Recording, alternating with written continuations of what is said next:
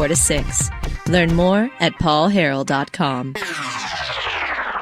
Folks, welcome to the program. This is hour number 2. My name is Paul. You've found the intersection of conservative ideas and reality. We are building a liberty machine, and if you want to help us out, you want to contribute to building that, call us, text us, sound off on Facebook Live, 870-275-9799. Or, obviously the other way is monetarily through Patreon, $5, $10, $25 a month to get extra Paul Harrell program content. Okay, thank you, Joe, for reminding me to tell it to people. I keep forgetting. Welcome back to the program. We've got Mr. Josh Waters. Josh, welcome to the show. Hey, Paul. How's it going? It's going good. It's going good. I'm stoked because I saw the AP. I've talked to you earlier today. The Arkansas Supreme Court has said that the GIF money that is used to pay for local projects violates the Arkansas Constitution. Let me just ask you, where were you when you found this amazing information out?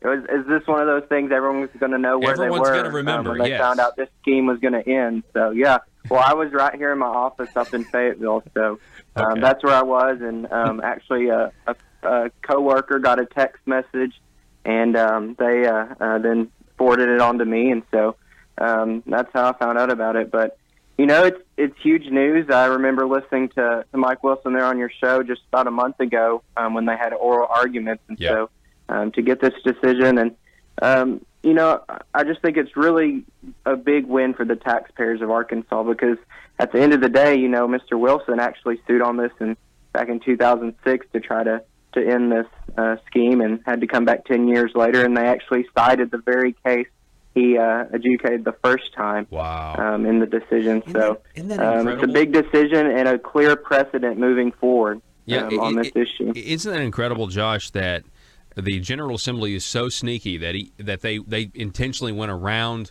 the intent of the Supreme Court's opinion the first time to launder the money through the planning and development districts? It's very, very indicative of how much they really loved control over our money to give back to the community and take credit for it. Yeah, that's they cited it today in their decision that did come out. And just kind of getting into that a little bit, it was a 5-2 decision, 5-1-1.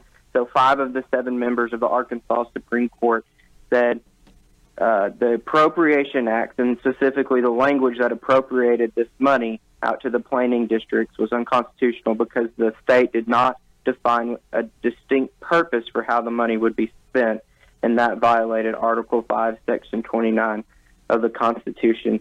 So if we look at that specific language, so what was the language that they were looking at for does this give a specific purpose? And it's really short, and this is what they tried to go with. There is hereby appropriated to the Department of Finance Administration Disbursing Officer to be payable from the General Improvement Fund or its successor fund or fund accounts for grants to planning and development districts.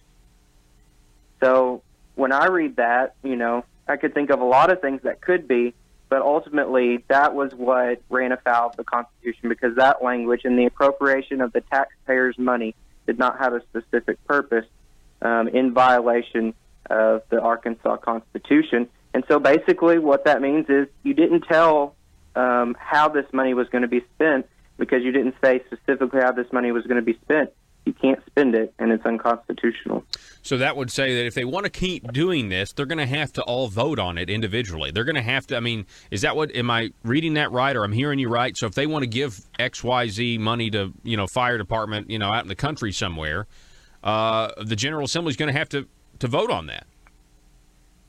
Yeah, and then that's, that was kind of the second prong. That was the second argument that was brought up. One was this is not a specific purpose. But then if they do define that specific purpose, doesn't that become local or special legislation, which is prohibited under the 14th Amendment to the Arkansas Constitution? And that's what Mr. Wilson was actually arguing as well, is not only could it be unconstitutional under not specific purpose, but it's also unconstitutional because it would be special or local legislation.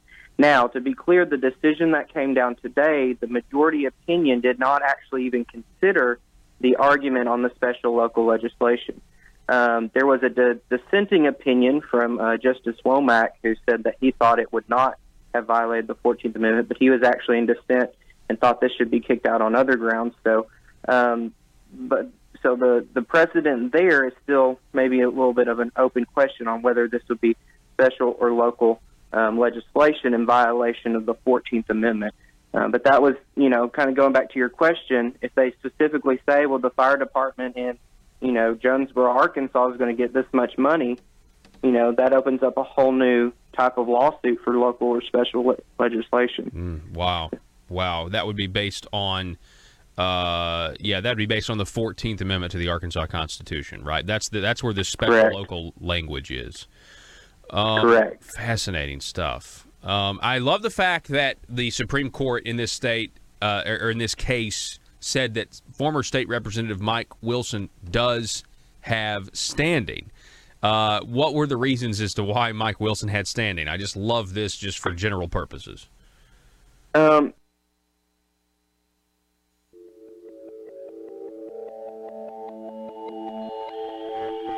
maintenance of a free society is a very difficult and complicated thing, and it requires a self-denying ordinance of the most extreme kind. It requires a willingness to put up with temporary evils on the basis of the subtle and sophisticated understanding that if you step in to do something about them, you not only may make them worse, but you will spread your tentacles and get bad results elsewhere.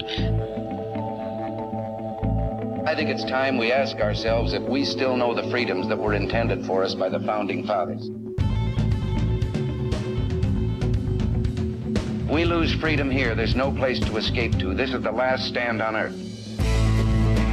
Whether we believe in our capacity for self-government or whether we abandon the American Revolution and confess that a little intellectual elite in a far distant capital can plan our lives for us better than we can plan them ourselves. You're listening to the Paul Harrell Program, brought to you by Conduit Media Group. Hey, folks, welcome to the program. Thank you so much for being with us. My name is Paul. You have found the intersection of conservative ideas and reality where we are building a liberty machine, and we want you to be a part of that machine. One of the ways you can do that is to call us or text us or sound off on Facebook Live. The number to call or text, 870-275-9799. When you text in, be sure to give us your name and your county so we can properly identify who you are and what area of the state that you are calling or texting from. Again, 870-275-9799. Biggest news out of Arkansas, I would say today, would have to be what is going on with Jan Morgan. We've got several headlines here. This first one over from the KATV ABC affiliate, Hot Springs gun range owner exploring run for governor. That's one headline you see on your screen there. Of course, this would be in a Republican primary with Asa Hutchinson. Then we have Associated Press, which would be Andrew DeMillo. Let's go to the next piece. Yeah, here it is. His headline, Gun Range Owner Exploring Bid for Arkansas Governor. Subheader here is a gun rights advocate who once declared her firing range Muslim-free says she's exploring challenging Arkansas's governor in the state's Republican primary next year. Now, this is what the mainstream media are going to do to Jan the entire time. If this does move forward, they're going to bring up the story about what she did, her policy as far as running her business when you have loaded firearms, being used. Anyway, that's a whole nother conversation for another time. But I'm just telling you, that's what the mainstream media is going to do here. And then lastly, go over to the Arkansas Democrat-Gazette. The headline, again, gun range owner to study candidacy. You know, what's funny about it, gun range. Outside of Arkansas, people don't think that a gun range owner is a bad word. I'm just letting you know that. Maybe it has a different connotation. Well, it does. You know, if we're talking about the media class, the established media class. But anyway, Michael Wickline here, gun range owner to study candidacy. It's interesting here. It cites the senior political advisor to Jan Morgan, a guy by the name of Ralph Wunder, as saying that she is announcing essentially an exploratory committee. So she hasn't formally said she's running for governor. What she's saying is she wants to study her candidacy, and this article actually goes on to talk about, hey, is there the money out there to even do this? Is there the financial support out there to even do this? And, campaign. Just hold it in there, Joe. I don't need it yet. And that's the real question here. I mean, it goes on to tell how much Asa Hutchinson has in the bank. His report filed in July reported $1.19 million in the bank for his reelection campaign as of June 30th, including $889,000 for a primary election and $295,000 for a general election. Now, interesting, I played for you the Michael John Gray clip from Roby Brock yesterday, where Michael John Gray said, we still don't have Democrat candidate willing to put their hat in the ring yet. Well, that's because they agree with the direction the state of Arkansas is going, in my opinion, for the most part. I mean, come on. The Democrats thought November 2014, John Brummett and the Democrat Party, when Asa had won and there were massive Republican majorities in the Senate and the House, and Tom Cotton had won, and they called it all. Polls closed at 7:30. They called the election at like 7:32 for Tom Cotton and Asa Hutchinson. And every Democrat in this state, every bureaucrat in this state thought the party was over. The house that Bill Clinton built was over. And guess what? There has been zero significant reforms. We're increasing spending year after year. You understand, right? I mean, it's the complete opposite. You have John Brummett writing articles praising Asa Hutchinson. You have the mainstream media writing articles praising Asa Hutchinson. That's the truth of the situation. None of them thought they were going to be writing those kinds of articles. November 2014, none of them did.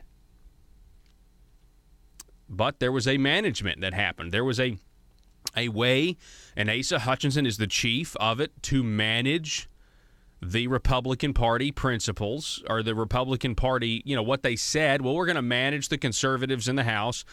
I'm not even talking about the true conservatives. I'm talking about the ones that actually did believe in the Republican Party platform, but they weren't strong enough to stand up to the nephews and the governor. Those guys were managed into submission. And they were told, you're going to worship the R at the end of Asa Hutchinson's name. You're going to worship that Republican Party because now we're in charge. I don't care what you ran on. I don't care what the platform says. You need to be worried about what I say and what I think and what my agenda is, because I'm the governor here, and that's how things have been running down there at the Marble Palace. Again, Jan Morgan's senior political advisor, according to this Michael Wickline piece, Ralph Wunder of Washington, D.C., says he quotes, or he is quoted as saying that Jan Morgan believes, quote, the governor talks like a conservative and governs like a liberal. He talks like a conservative and governs like a liberal. I wouldn't even go so far as to say he talks like a conservative. At this point, I mean, I've essentially got the decoder ring.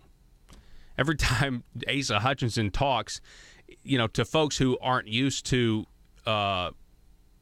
feeling betrayed, like true conservatives are in Arkansas, when I hear him talk now, I know he's not actually sounding conservative at all, because I know what his words really mean. And it's all carefully crafted language. That's what it is. Carefully crafted language. So Jan Morgan is announcing today that she's forming an exploratory committee. And again, folks, it really is going to come down to fundraising. I mean, if you're really serious about it. Because it goes on to say, I love how Michael Wickline ends his piece here. For the 2018 election, the filing period is February 22nd through March 1st. The primary is May 22nd. The general is November 6th of 2018, next year.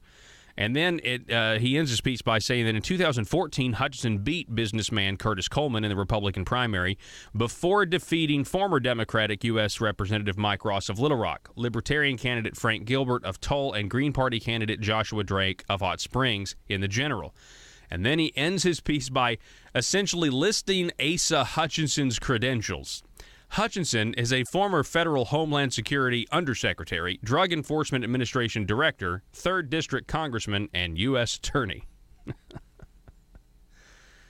Oh, boy.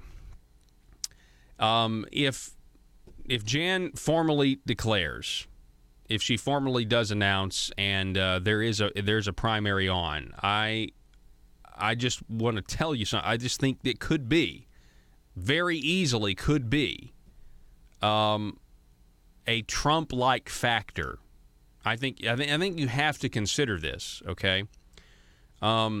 Because the people that came out and voted for Donald Trump in the Arkansas primary, that would be last year, 2017. I'm so confused. Last year, the people that came out when we had the Donald Trump primary, right?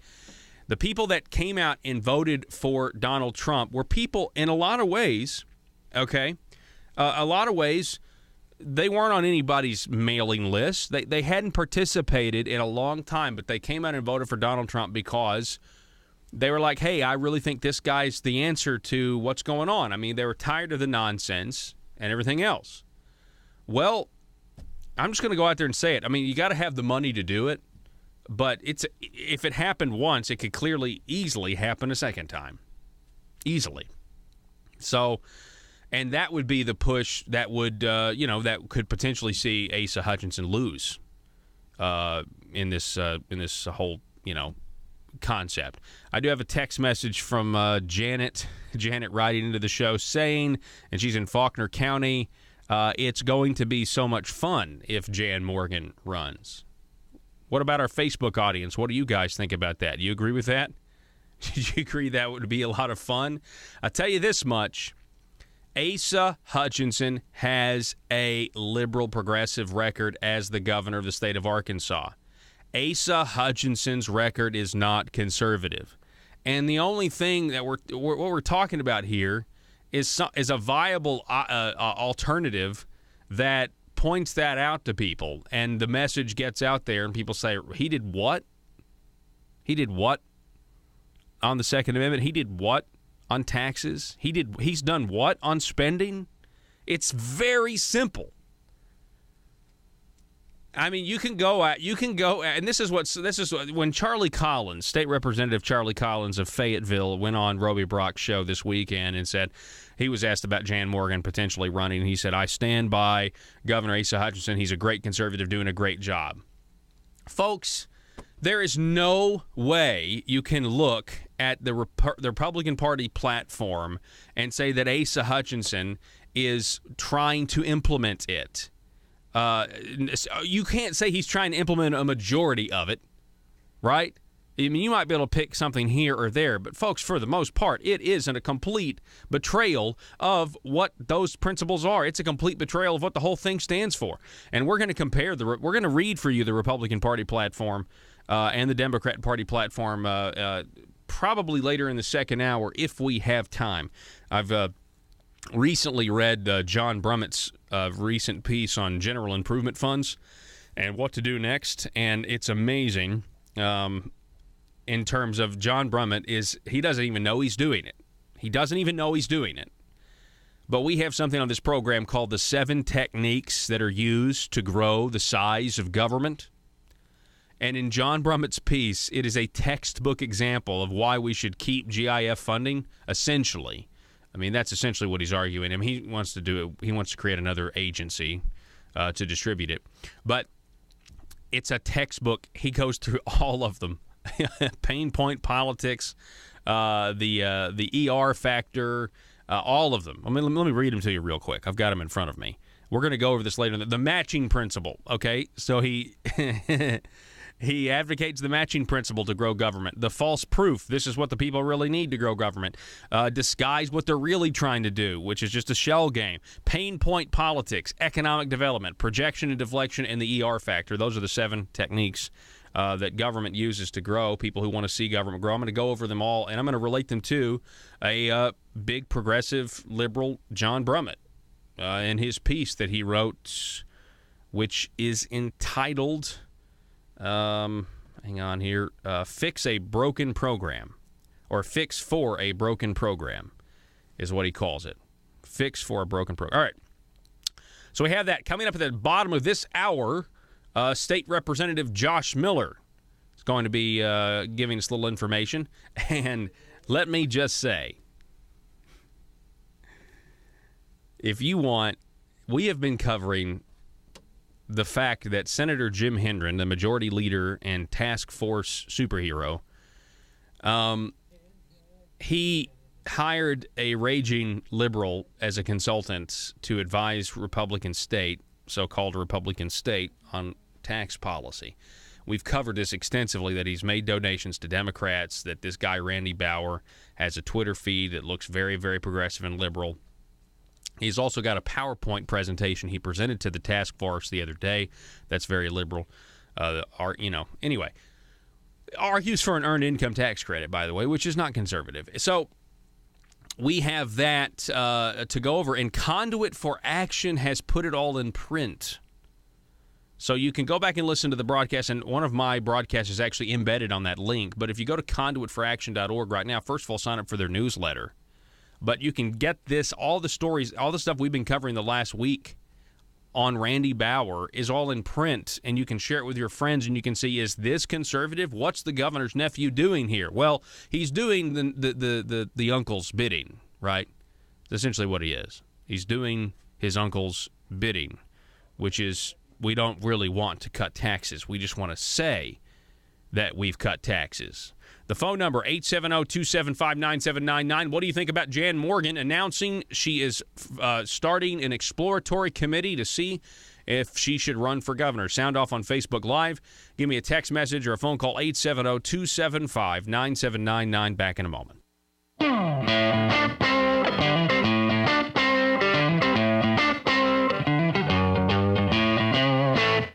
If you're like me, you believe that small business is the heart of Arkansas's economic engine, and it should be viewed that way by the politicians in Little Rock. Conduit for Commerce also believes, like you and I believe, policies that achieve less regulation and lower taxation help small business in Arkansas thrive. Other policies like small, constitutionally consistent government and reducing citizen dependency on government keeps it from growing and expanding its influence on our daily lives. Conduit for Commerce works every day to educate the general public and legislators on these important priorities in the name of Arkansas small business. By the way, contributions to Conduit for Commerce are tax deductible. Log on now to conduitforcommerce.org and click on Contact Us on the right side of the page. That's conduitforcommerce.org. Go there now and learn the facts on protecting small business in Arkansas.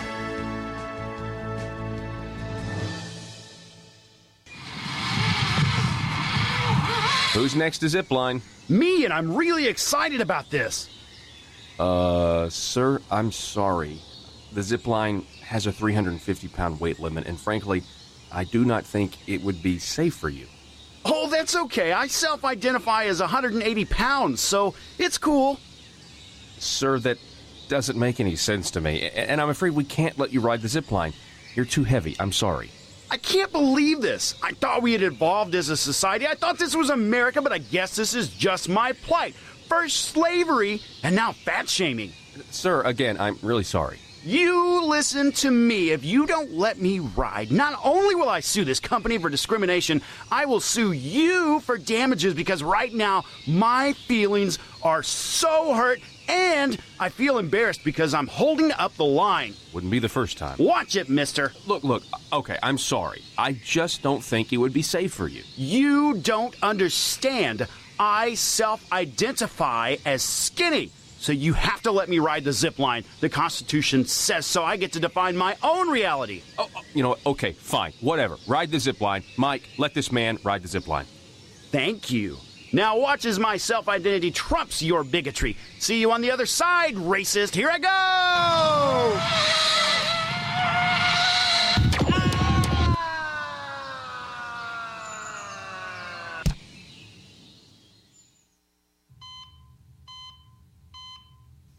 Doctor, thank goodness. What's the prognosis?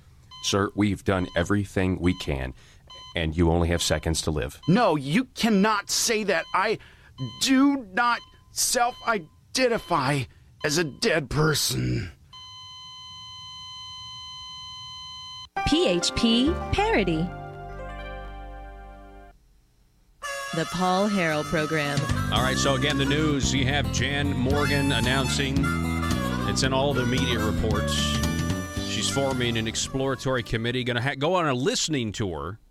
She's going to go on a listening tour to see, what the response is. Some of the comments here that we have, Renee on Facebook, I will say it again, Jan Morgan, we got your 6. We have, let's see, who else? Rick on Facebook writing, all of Ace's water boys will stand with him just like Charlie. Morty on Facebook writing, Jan for me. So anyway, another Matt on Facebook writing, Jan Morgan would crush Asa in a primary. With adequate funding, I'm telling you, I would tend to agree with you, Matt. We will see. We will certainly wait and see. Now, putting all of this into context, and Jan Morgan is supposed to be on the program, by the way, tomorrow, okay? She's scheduled to be on tomorrow. I believe Facebook reports I was seeing she was going to be on Lou Dobbs tonight. So, interestingly enough, if you just put all this into context, we have a situation where the last month or so, you have Jan Morgan being invited to the Craighead County Republican Reagan Day dinner and then disinvited. And then there was the talk, there was pressure from the governor. And then the Craighead County Republicans, some of them said, no, not really. We just overbooked, da-da-da-da. Well, then we have proof that the Mississippi County Republicans were getting emails and phone calls from the governor's office saying you can't have Jan Morgan speak. Then we had leaked information from the Baxter County Republicans that the governor's people were doing the same thing, saying don't let Jan Morgan speak. And yada, yada, yada. Now she announces an exploratory committee. I will say here, in some circumstances, you could certainly speculate that the headlines would not be what they are today had there not been such an authoritarian approach exposing the Hutchinson administration as being afraid of free speech, exposing the Arkansas Republican Party establishment of being afraid of ideas, simple ideas. And there's never been, in my opinion, anybody that I've met that's serious about being a Republican, if it's not just about power to you, you're not afraid to debate anybody. It's the Democrats that want to silence speech. It's the snowflakes that burn down Berkeley that want to silence your speech. It's not supposed to be the Republicans. And that's the thing that is so frustrating about this whole situation is at first it was, you just got to, we're in a tough spot with Obamacare. And I know there's a divide in the Republican Party, but we're conservative on everything else, but we need to implement Obamacare here because it's going to save us money. All right, I think you guys are liberals, but okay. Well, and then the next issue, taxes. Well, I know we differ on this issue, but we're Republicans, we're conservatives, we just need to raise your taxes this time. And I know we differ on this one issue. And then it goes on and on. Well, religious freedom, Walmart called, and we can't really pass this bill anymore as is. We need to, we're all conservatives here, but I just don't. It's like, how many issues do they bail on? And I honestly think publicly them bailing on freedom of speech and open debate and dialogue and being afraid of ideas is, it's par for the course, because it's literally everything that they claim to stand for. At the top, not all Republicans in Arkansas, obviously. Many at these county committees who are the grassroots workers who have been fighting for Arkansas to be conservative, Republican, limited government for decades, and Asa Hutchinson is what we get. Higher taxes, more spending, bailing on the religious freedom, doing the whole Second Amendment thing where he looks like he's pro-Second Amendment, but in reality, behind the scenes, he was doing everything he could to, promote this idea of more regulations and more red tape and licensing or selling your Second Amendment right back to you by giving you a permission slip. Anyway, that's a whole nother can of worms. We have State Representative Josh Miller coming your way next. Paul Harrell, weekdays from 4 to 6. Learn more at paulharrell.com. Yeah, so this was at the lower court, and to be clear for the listeners, this was an appealed decision. Mr. Wilson actually lost on the lower level, and I hope he can get on your show, and I know he's probably doing some interviews today, but hopefully he can get on your show and talk about it himself. But reading through the opinion, one of the arguments that actually came up from the state onto why Mr. Wilson should not have standing as a taxpayer and under this illegal exaction lawsuit was because the money was being spent technically by these nonprofit organizations, the Central Arkansas Planning District. So the very scheme they set it up to try to avoid this, saying, well, we'll funnel it through this nonprofit, and that way no taxpayer can challenge it. And so that was actually done away with at the lower level, that there was standing, and the state appealed that in a cross appeal, and they lost that cross appeal. So he did have standing. And going forward, other taxpayers will have standing too. And then there's a clear precedent saying you can't just funnel it through this nonprofit organization to try to get away and try to, shield yourself from these lawsuits. Yeah. He's a citizen of Arkansas. He is a taxpayer of Arkansas, and this money is going places that it shouldn't, and so he has standing. And that is a big, big deal. Let's talk a little bit more about, you say it's a 5-2 decision. You break that down, though, it was really a 5-1-1 decision. So you've got Justice Rhonda Wood and Justice Sean Womack concurred in part and dissented in part. Break that down for us. What are we talking about here? Yeah, so anytime there's a Supreme Court decision, in Arkansas there's 7 justices. So each justice basically gets a vote, and then they can attach their name to a dissenting opinion or concurring. A concurring opinion and concurring in part basically means, well, I agree kind of with the outcome, but maybe maybe not fully with the analysis. That was part of what Justice Rhonda Wood had in her concurring opinion, that she agreed with the part of the outcome, but not with other parts of the outcome, but then dissented in part. And then Justice Womack actually had a more lengthy opinion where he dissented and thought this case should have really been thrown out on mootness arguments, and that there was enough language in the Appropriation Act saying how it was going to be distributed. And he went on further to say that he did not think it was special local legislation. But at the end of the day, the 5 votes outweigh the 2 votes. Yeah. And so the clear precedent set in Arkansas today from the Arkansas Supreme Court is that how this was set up and passed in the 2015 Act was unconstitutional because there is not a specific purpose there. Yeah, and I honestly don't see how it could have gone any other way. I mean, if you understand how these politicians are using this money, they're using taxpayer money and getting specific credit for it.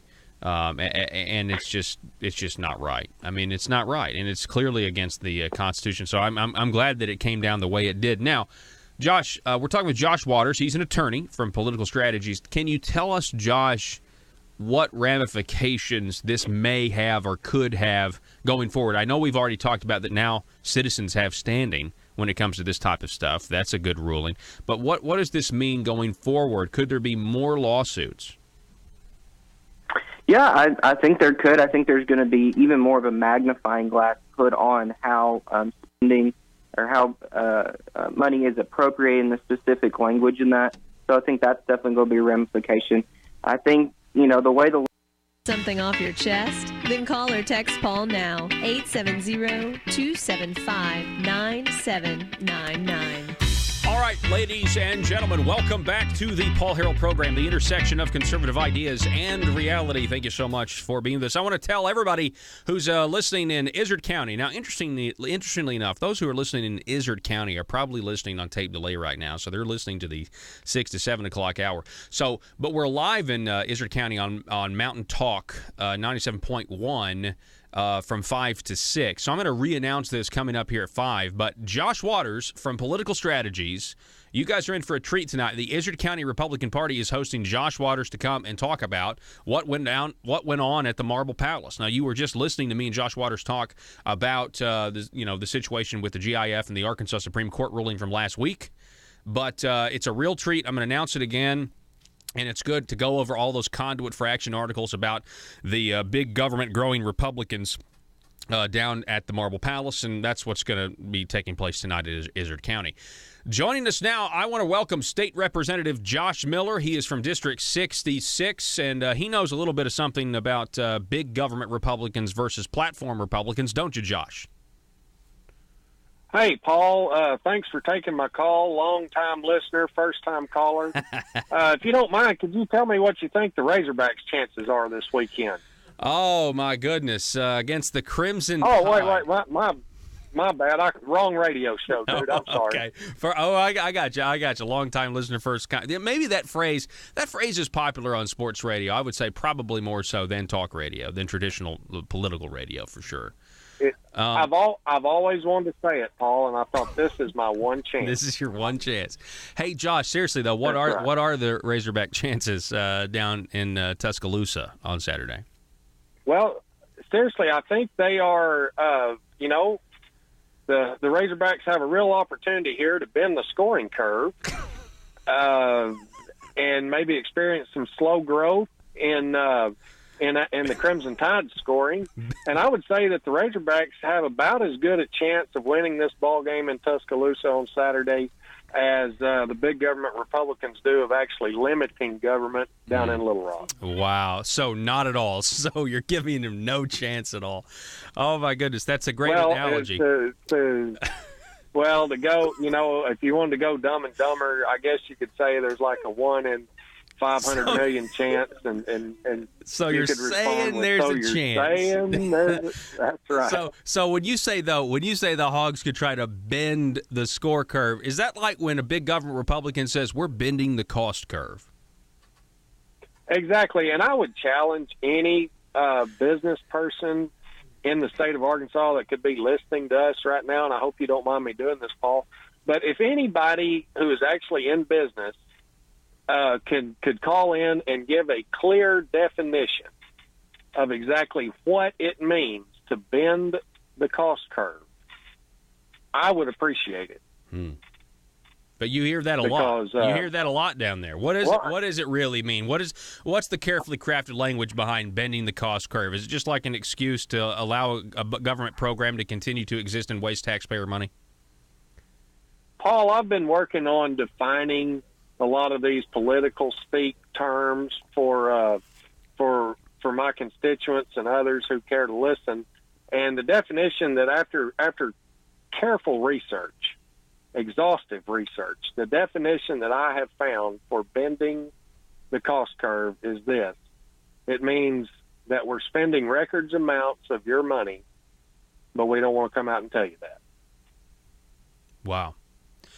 I think there was some of that in a Arkansas Democrat Gazette piece, I think it was last week, where they were talking about how the Medicaid expansion money is up. But then you start reading, the devil's kind of in the details, and they're celebrating because it hasn't increased 5%. It's only increased, like 3.4%, not the 5%. And because the task force says as long as it doesn't increase over 5%, so then they can write the headline, we're below forecast.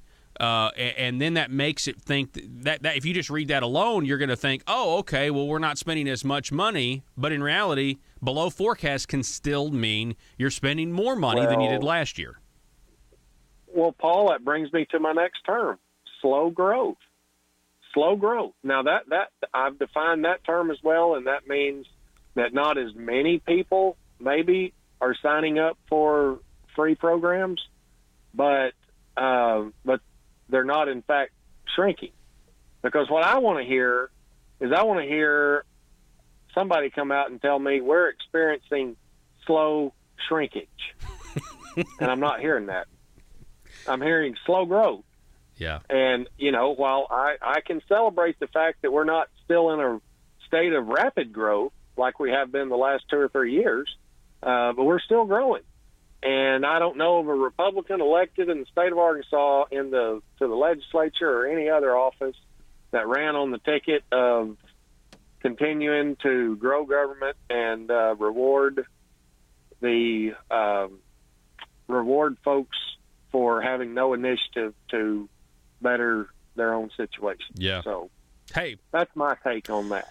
Josh, I love how organic our interviews go, but one of the reasons I wanted to have you on specifically was to talk about, I don't know if you've heard, but there is another task force, not on Obamacare, but this time to try to reform the tax code.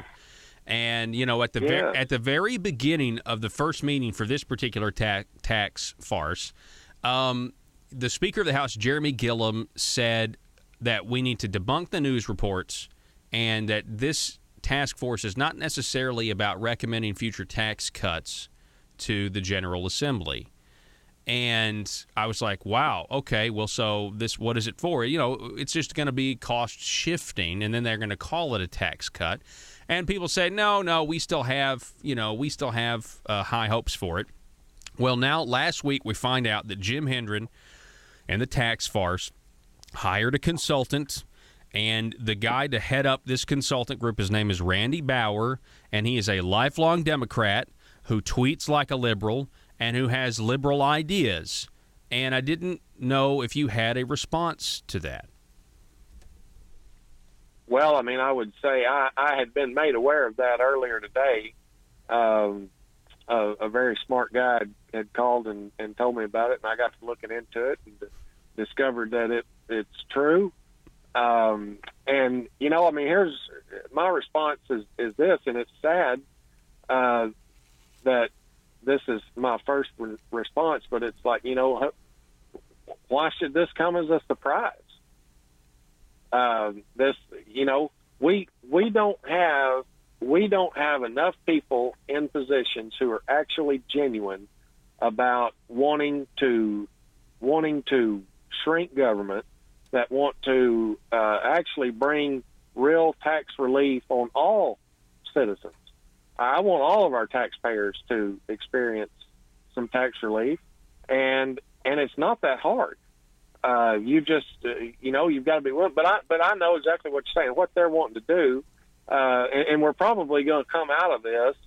I'm going to say it right now. I'll go on the record and say it right now. What the recommendation, whether it comes from this highly paid consultant or it comes from the governor's office or wherever it comes from, the recommendation is going to wind up bringing in an increase in taxes and not a decrease. Now, we will decrease the burden on some, but it's like, hey, if you decrease the amount I have to pay in income taxes, but you increase the amount I have to pay in sales tax when I go fill up my vehicle or whatever or any other kind, is it really a cut? No, I'm still paying more money to the government.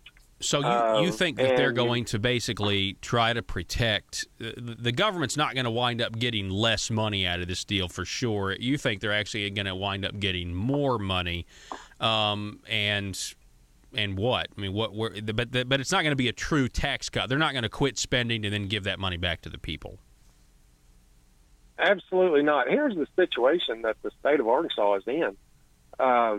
We cannot afford any more tax cuts. With what we're spending right now, we cannot afford another tax cut.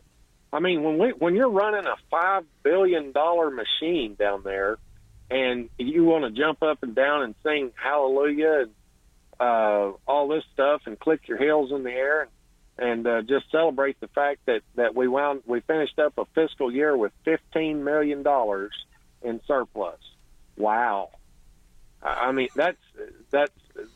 That's ridiculous, and that was after we had to cut the budget. Yeah, after he had to cut because we weren't meeting. Right after we weren't meeting projections and all this kind of stuff. So, the sad reality is there's no way we can afford a real tax cut. We can't afford less revenue until we start cutting some of our expenditures. If you're spending $100 a week on something, you need to be generating $100 a week. Well, Josh, why don't they want to cut spending, or why? I guess in their minds, the establishment leadership, it's like it's not even possible to cut spending. Why do you think that is? What are some of the reasons? I wish I knew. Other than I go back to, of course, with the big elephant in the room. is always, and until it goes away, which I don't know if it will or not, but it's going to be the Medicaid expansion dollars. And we are, we've since proven that we would have been cheaper it would have been cheaper for us as a state to have just expanded traditional Medicaid services and not been buying private insurance. But yet we're still going to continue to do that. And, once you involve companies who are making hundreds of millions of dollars of profit each year, they like to donate to politicians, and they like to, offer jobs and do this other all this other stuff. And that makes it hard to, to affect change in the legislature, because we have too many people who are afraid of not getting those campaign contributions, I guess, or other stuff. The list goes on. I don't want to. I got another question here. We're talking with State Representative Josh Miller, District 66. That includes Heber Springs. Are you calling from Heber? Is that where you're calling from? Well, actually, I'm calling from the hilltop right above my farm, where I'm about to go deer hunt. Oh, nice. Okay, all right. So I'm in southern Stone County right now. Okay, all right, southern Stone County. All right. So I don't want to, Here's my issue. I just want your honest reaction to this. Among the leadership that are Republicans, that I don't even know if they're claiming to be conservatives anymore, Josh. That's kind of why this is a tough question. But there's never a loss of credibility. And part of that is because we have a mainstream media that leaves a lot of the people in the dark. But when you look at Senator Jim Hendren, for example, who used his past credentials to say, follow me, I'll end Medicaid expansion. Still no one's called and told me that it's ended yet. We still have it. He's on record saying it was going to end it. That wasn't a true statement. And we were going to do real tax reform this last session. The governor said no. Hendren said no. And Hendren said, follow me. I'll create another task force, and we'll get real tax reform. We now find out that that's pretty much not going to happen. He's hired a lifelong Democrat to advise a red state, or a supposed red state, how to proceed with lowering taxes. We're the highest tax state around. It cost almost $8,000 per capita to run our government, when it cost $5,000 per capita to run Oklahoma or Texas or, all the states around us on average. And, those are some big – that's a big problem. So why do none of these guys, when they fail to deliver actual limited government results, they never lose their credibility, it seems like? What's your response to that? My response is twofold. Number one, I think that we do live in a red state. There's enough people that have gotten tired of government operating the way it has been in the past, and they have voted overwhelmingly for a change. So I think the direction that you and I are talking about, the direction that you and I would like to see things go, is wildly popular with the working men and women in the state of Arkansas. I have no doubt about that. Our problem is that you touched on it just a second ago. We don't have enough of the mainstream media that is willing to, if nothing else, just say, hey, aren't you flip-flopping on your last position? They don't do that very often. And number two is, this is a problem, and I'm not by any means, hey, listen, I'm a regular citizen person, whatever, long before I'm a legislator. So I'm talking to myself in as much as I'm talking to anybody else. But one of the other issues that we've got to have, and I think this is because there's, like I said, there's probably not enough media coverage of the actual facts, but we have a lot more people in the state of Arkansas right now who voted overwhelmingly for change. They voted for candidates all across the state that were going to change things. They voted for Donald Trump. They voted for Asa Hutchinson, thinking, hey, you know what? We don't want another 4 to 8 years of the direction Mike Beebe was leading us. And they voted for Asa Hutchinson over Mike Ross. But the wild the vast majority of that population right now is more up in arms about Jeff Long's buyout and the contract with Brett Bielema and the poor state of the Razorback football program than they are about the poor state of the Arkansas state government. Yeah, and the fact that our tax dollars are being wasted on a regular basis. And I've started, when I've been speaking to folks, I've just been saying, hey, hold us accountable. I want my district to hold me accountable. If I am guilty of telling my folks one thing when I campaign, and I go to Little Rock and all of a sudden my IQ jumps up 100 points, and I now know so much more than everyone else, and I see that I was wrong to have the position that I had when I campaigned, that the people elected me in our democratic system.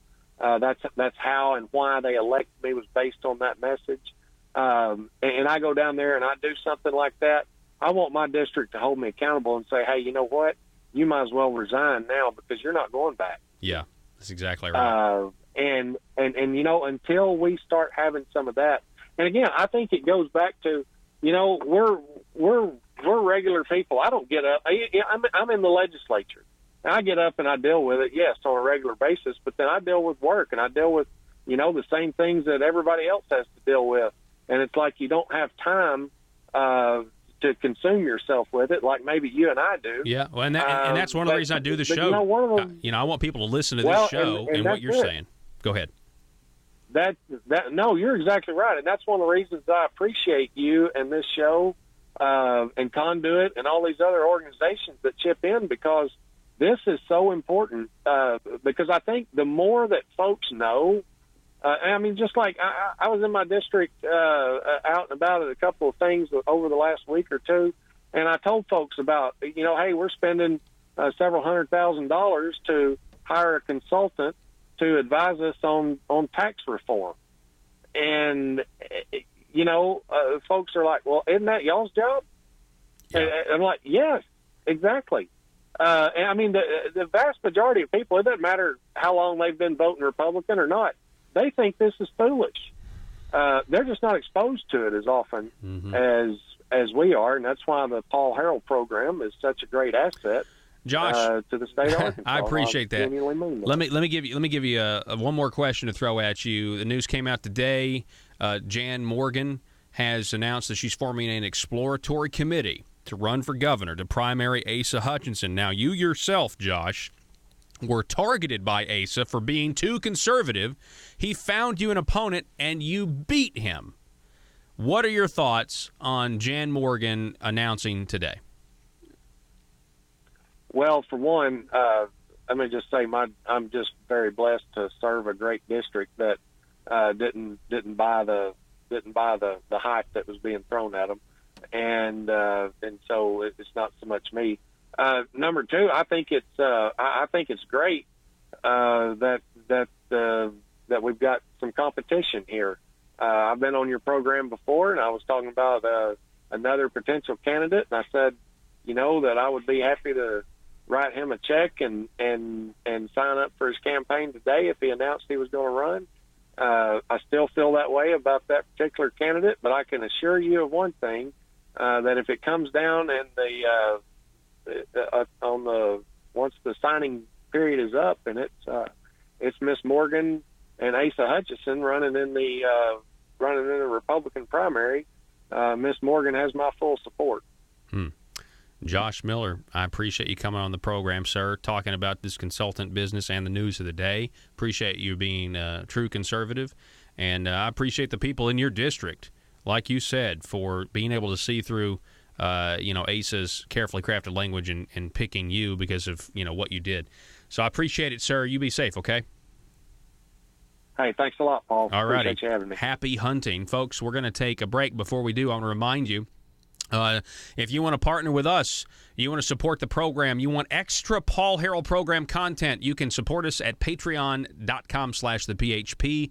That's patreon.com/thephp. For $5 a month, you get our extra weekly Wednesday video. For $10 a month, you get that plus access to lists of guests and topics you want me to discuss, so you get to produce the program. And for $25 a month, you get all of that below, plus a Liberty Machine t-shirt, and you become a Conduit Media Insider. Find out all of that at patreon.com/thephp. We just posted it up on the Facebook Live, patreon.com/thephp. Back in just a moment.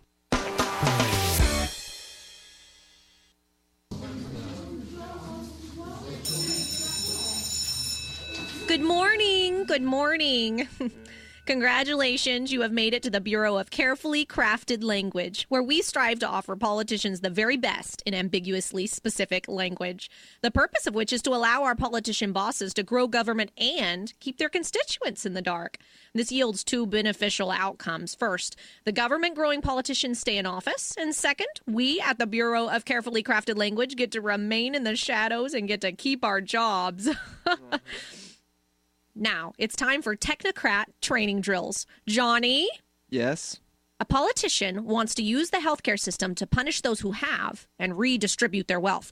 What is the appropriate language to use in this situation to make an unpopular idea acceptable to the public? I would emphasize that these ideas would make their healthcare more affordable and make sure the public understands if they already have adequate healthcare, nothing will change for them. Very good, Johnny. Much progress since last time. Next up, let's have Susie. Susie, your politician has been caught in, dare I say it, a lie. What kind of a lie? It doesn't really matter, but in the spirit of the Bureau of Carefully Crafted Language, I will give you a good hypothetical scenario. Dozens of politicians have been thrown out of office for supporting a socialist healthcare program. So the remaining politicians get together and they pass a bill to, quote, end the program, end quote. But they really want to keep it. What should they do, Susie? May I ask a question for more information? Certainly. Has the word lie been used by the political opposition? Yes. I know. They should change the name of the program. Maybe use the word works to make the sheeple think it's for working folk. Then they should go on the attack and get the public distracted.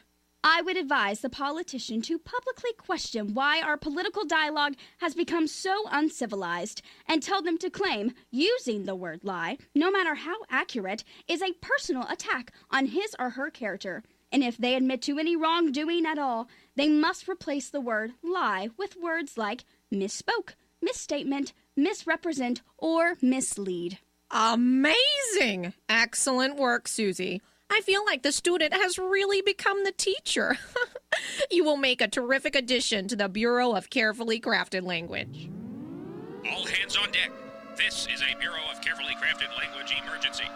Several politicians are scrambling after being exposed by some talk radio host. Let's move it, people. They need our help. The Bureau of Carefully Crafted Language. You vote 'em in, and we keep 'em in. PHP Parody.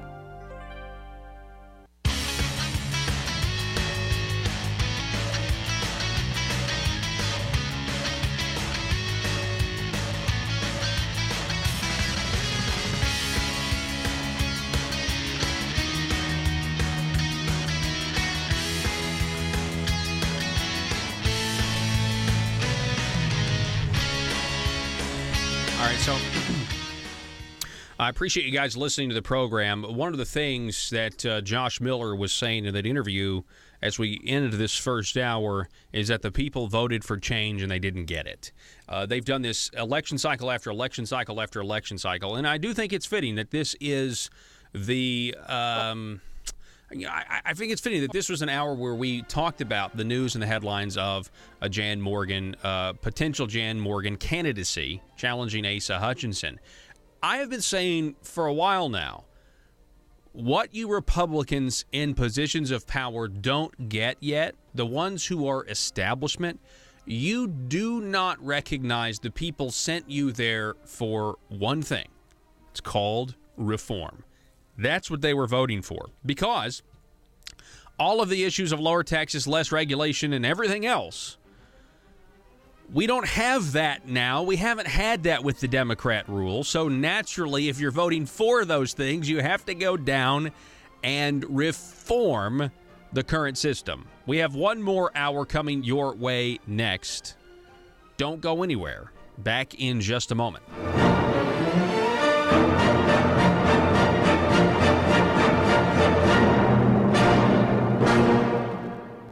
Rush, Glenn, Sean, and Paul. This is Jonesboro's 1013 FM News Talk, KBTM. Paul Harrell, weekdays from 4 to 6. Learn more at paulharrell.com. And talk about it himself, but reading through the opinion, one of the arguments that actually came up from the state onto why Mr. Wilson should not have standing as a taxpayer and under this illegal exaction lawsuit was because the money was being spent technically by these nonprofit organizations, the Central Arkansas Planning District. So the very scheme they set it up to try to avoid this, saying, well, we'll funnel it through this nonprofit, and that way no taxpayer can challenge it.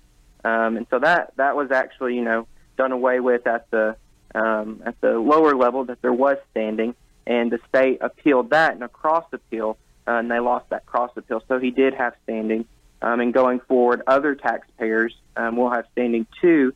And then there's a clear precedent saying you can't just funnel it through this nonprofit organization to try to get away and try to, shield yourself from these lawsuits. Yeah.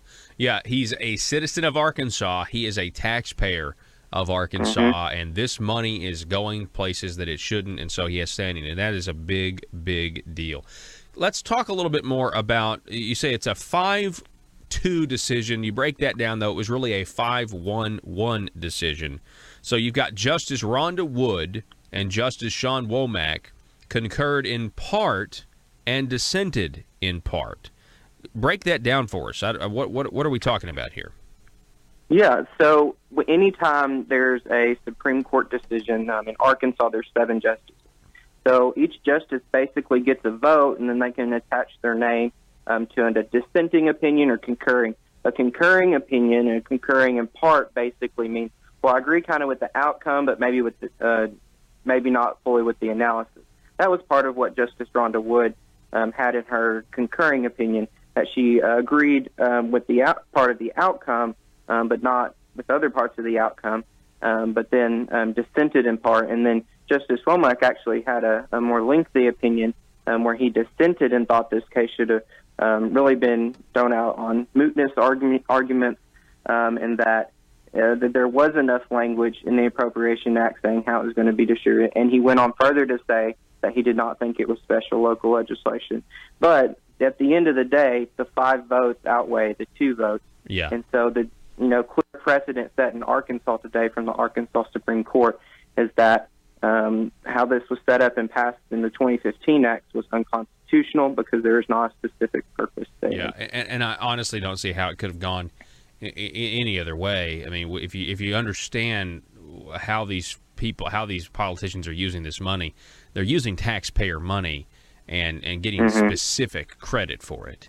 And it's just not right. I mean, it's not right, and it's clearly against the Constitution. So I'm glad that it came down the way it did. Now, Josh, we're talking with Josh Waters. He's an attorney from Political Strategies. Can you tell us, Josh, what ramifications this may have or could have going forward? I know we've already talked about that now citizens have standing when it comes to this type of stuff. That's a good ruling. But what does this mean going forward? Could there be more lawsuits? Yeah, I think there could. I think there's going to be even more of a magnifying glass put on how spending or how money is appropriated in the specific language in that. So I think that's definitely going to be a ramification. I think, the way the legislature looks at general improvement funds going forward and how they want to try to get around this, because unfortunately what we saw is in 2006 when this was struck down, they came back and found a way to try to get around it that went on for several years. So if they try to do that in another way, I guess we'll have to see and look at the language they come up with next time. But, so what will happen now specifically with the lawsuit, as far as remedies are concerned, it's actually remanded back down to the lower court level.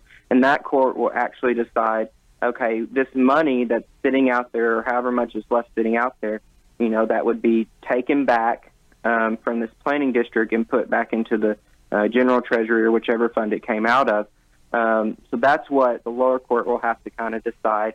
And also, in an illegal exaction lawsuit, attorneys' fees can actually be covered in that. And I actually saw Mr. Wilson had spoken to the Arkansas Times, and he stated to them that he wasn't going to pursue attorney's fees for himself, but that other attorneys who had worked on it, they might pursue that because, when you think about it, this is basically people putting up their own money, footing the bill to try to fight on behalf of the taxpayers. Exactly. And so that's why I think, that was originally put in there to be a safeguard against the government actors running roughshod, so there'd be incentive for them not to do that. Josh, you used the term illegal exaction. So that's exactly what we're dealing with here, right? Illegal exaction is a kind of a misappropriation of taxpayer funds, or what? Yes, exactly. Yeah. Okay. So Just they're making illegally spending the money. Okay. So the next question here, in your opinion, what is the difference between them passing or giving money to the economic planning districts that's, not specific, not for specific purposes, and we now know that that's illegal, according to the Arkansas Supreme Court? They can't do that. What's the difference between that and the legislature?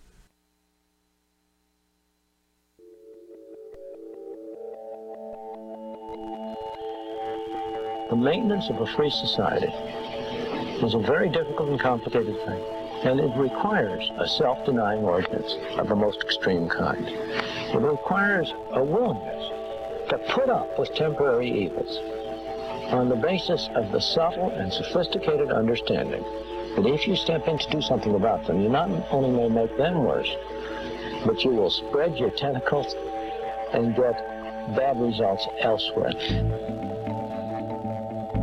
I think it's time we ask ourselves if we still know the freedoms that were intended for us by the Founding Fathers.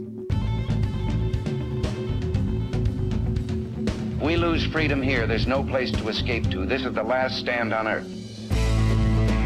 Whether we believe in our capacity for self-government or whether we abandon the American Revolution and confess that a little intellectual elite in a far distant capital can plan our lives for us better than we can plan them ourselves. You're listening to the Paul Harrell Program, brought to you by Conduit Media Group. A little bit of national news that stuck out to me during the break as I was just rechecking everything. A lot of times it's what I do in between the first and second hour, kind of recheck what's going on.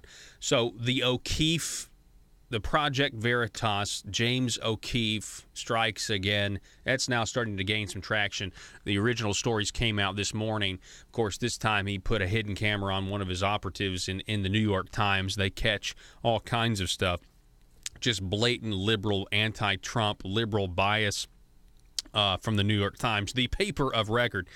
So I was just kind of checking up on that story. And then over at Zero Hedge, I find this piece that I find really funny to me and sad at the same time.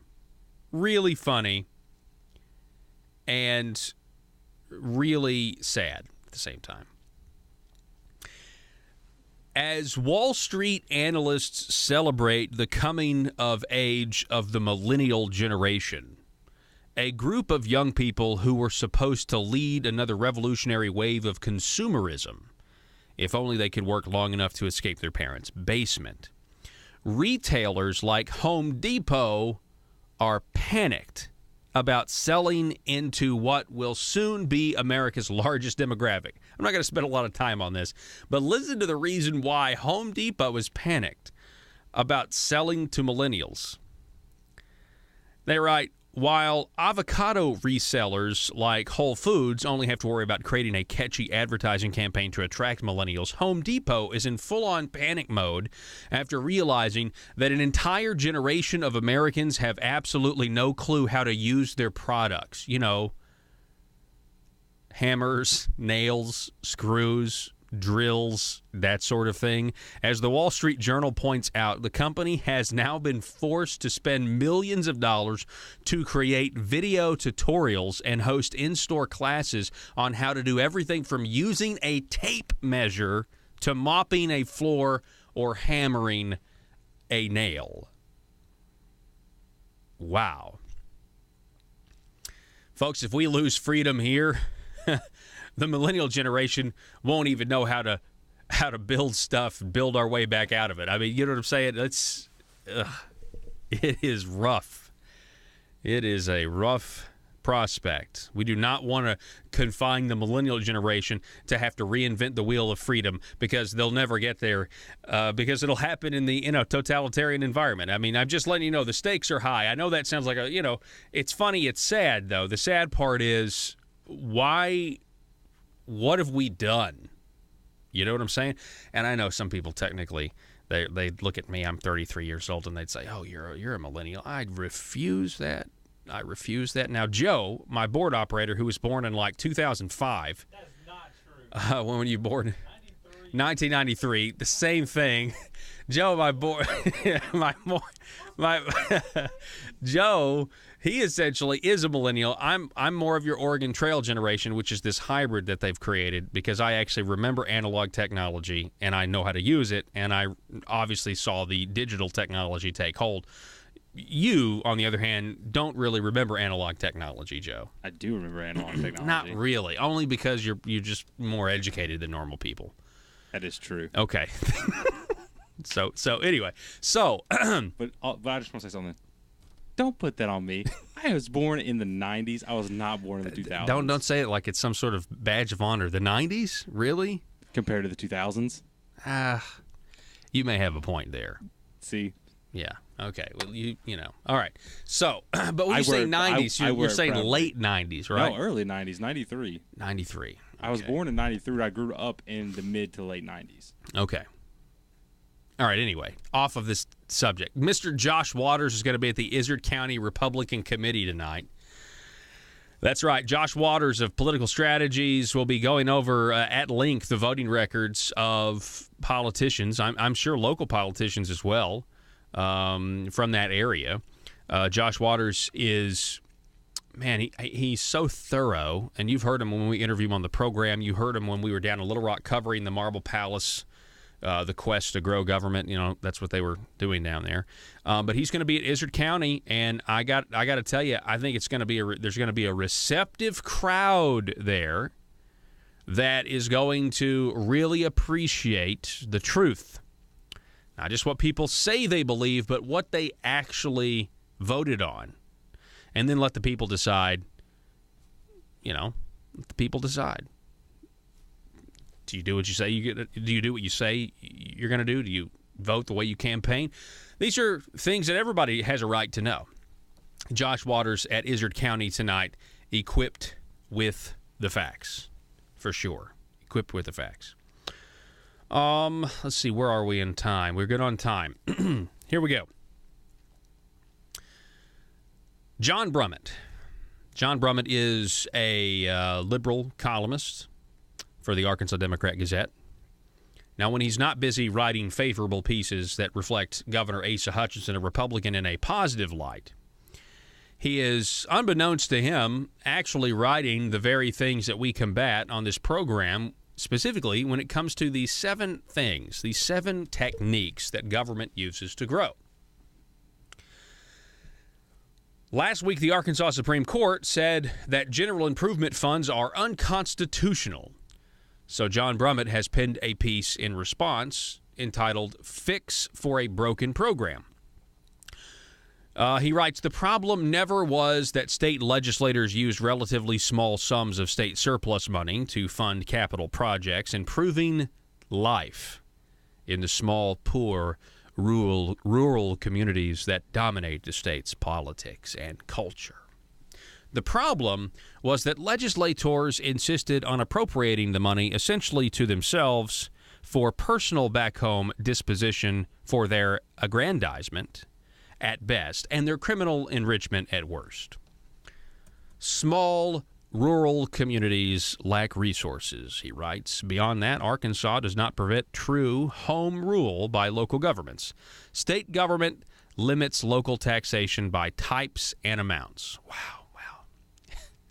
If those local governments could just overtax their people, we wouldn't have this problem. So, yeah, they already do. That's exactly right. So, state government ought to help these communities. All right, so first of all, he's saying, look, this is the state's business. I know the Supreme Court says that it's not, but this is the state's business. So that's his assertion. He writes, what the Arkansas Supreme Court declared illegal last week was the laundering scheme of appropriating general sums for general purposes to regional planning and development districts with the unwritten understanding that legislators were specifically in charge of the money. The laundering method. Now, I will give John Brumman some props here. I'm glad that he is calling this what it is, which is money laundering. It's probably where Jake Files and John Woods and Mike Neal learned it. So, well, if the state can get around a court ruling by laundering the money through planning and development districts, why can't we launder the money through a college or a consultant or the city of Fort Smith? The laundering method has been undertaken, he writes, after the court said a decade ago that legislators may not appropriate money directly and specifically for designated local projects because that was unconstitutional. Local legislation, Amendment 14 of the Arkansas Constitution. But state aid can be distributed locally in a legal way, he writes. Otherwise, the time-honored practice of turning back portions of state motor fuel taxes to cities and counties for streets and roads would be unconstitutional. Let me stop there. Now, there's some things, maybe it is unconstitutional, John. I don't know. The Constitution says in order for the state government to spend money, you have to have 3/4 people, 3/4 majority of each chamber approve it. And the Legislative Council isn't the full General Assembly, and the governor isn't the full General Assembly. You got to have 3/4, and it has to be for a specific purpose. So I don't know. I think the Supreme Court case could blow open a whole lot of stuff that we're doing that's not within the confines of the law. But those will be later lawsuits if there are any. They're not going to get any of that clarified until other people take the precedent that was set and they explore it and apply it to other areas of the law. And if they do, it could really hinder how they waste our money, which would be a good thing for us. You know, the people who are actually paying for all this nonsense. Yeah, you and me. John Brummett goes on. The bustling activity I saw at Tiny Alpine in Pike County as I passed through Saturday afternoon. It was taking place at the community center, built with State General Improvement Fund money. The community center. Bookmark that. We'll come back to that in a minute. Volunteer fire department buildings, he writes, aided by state GIF money, were among the nicest facilities I saw in more than one of the small communities farther along the highway toward North Howard County and on to Nashville to speak to Howard County Democrats at the Parker Westbrook dinner. People in small capital poor towns deserve a gathering place. Deserve it. People in small capital poor towns deserve a community center, and the state should pay for it. You and I should pay for it. That's what John Brummett's saying here. More on that in a minute. He goes on, and they surely deserve modern fire protection. They deserve it. It's a worthy state government undertaking to help them get the equipment. I'll tell you the tactic he's using on this in just a moment. He goes on, so that evening, I was speaking before those Howard County Democrats. I was relating the thinking of the state Democratic chairman, Michael John Gray, that Arkansas Democrats must fashion a new message that connects them to real people's real problems and what is still a rural state. It's funny how the Democrats are still thinking that because we're a rural state, that somehow makes us liberal progressive Democrats. That only happens if you, again, you put out this kind of garbage that suggests that because you're rural and you may be poor, that you are somehow entitled to other people's stuff. I mean, technology has increased a whole lot. And what was a rural poor area of Arkansas now has a lot of modern amenities these days. If you stop and think about it, electricity, air conditioning, the internet in a lot of cases, cell phone service. Anyway, He goes on. Gray has talked of pre-K programs for 4-year-olds, of an infrastructure program to widen narrow 2-lane roads with tiny shoulders on which the state's rural parents and their kids. Oh, we got to have those roads. It's a disaster zone out there if we don't have this GIF money. That's what John Brummett is saying. The state's rural parents send their kids on Friday nights after football games on tiny shouldered roads, and of the importance of Medicaid expansion to keep small rural hospitals open so that people in rural Arkansas suffering heart attacks and strokes will have a competent emergency room nearby. People are gonna die if we don't keep this general improvement fund money coming in. I'll tell you what that tactic is here in a minute. I glanced to the front row and saw Senator Larry Teague of Nashville, a conservative Democrat who has thrived through the Republican takeover of the Senate. That's because, for some reason, Senator Larry Teague, a Democrat, is still the chair of the Joint Budget Committee, and he's a Democrat. But that's what you get for Republican leadership. Yes. Hey, Senator, I said. You should get with Michael John Gray and come up with a transparent, accountable, and legal way to keep worthy local capital projects alive through surplus funds in the GIF. Why not be the party that gets out front and to say that we need to keep helping small-town Arkansas, but do it in a way that accounts to the taxpayers and keeps those so inclined from abusing the process criminally? You could admit that, yes, Democrats are to blame, Brummett writes, for creating the flawed program in the first place. But you could remind that it was Republicans in Northwest Arkansas who took the abuse to the currently indictable level.